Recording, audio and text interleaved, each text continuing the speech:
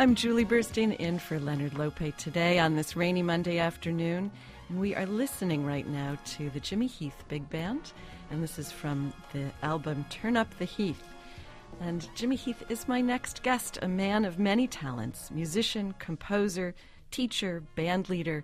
He's been acclaimed as one of jazz's finest saxophonists and one of the greatest arrangers of his generation.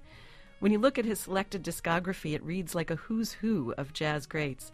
He's recorded and played with everyone from Dizzy Gillespie and Miles Davis to his own big bands, as well as with his remarkable family, including his brothers Percy and Albert, Tootie Heath. Jimmy Heath has just chronicled his life and music in a new book, I Walked with Giants, with Joseph McLaren, and it's from Temple University Press. I'm delighted that it brings Jimmy Heath to the Leonard Lope Show today. Welcome. Thank you very much, Julie. It's a pleasure to be here. One of the things I loved in beginning your book was imagining your parents' house, because that's where you started rehearsing with your big bands.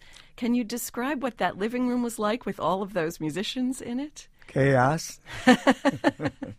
And how did your parents feel about this? Were they happy to have you come home with all of these people and make the walls shake? Well, my pop was at work, auto mechanic, but my mom, and eventually she became a beautician.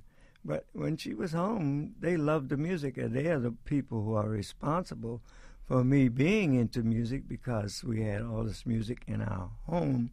My mom being a member of the church choir, and my father playing the clarinet in the Quaker City Elks Band in Philadelphia.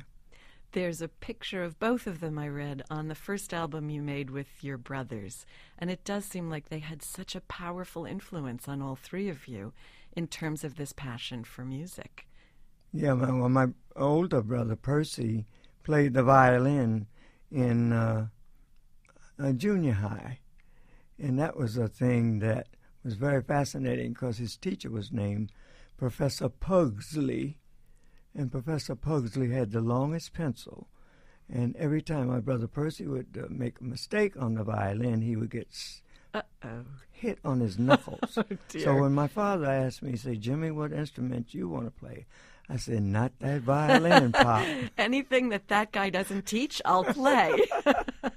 So how about the saxophone, though? What drew you to that? Were you able to say, I want to play this? Yes, I was, because I had heard Benny Carter and Johnny Hodges. Benny Carter is a great composer and saxophonist. He played multi-instruments.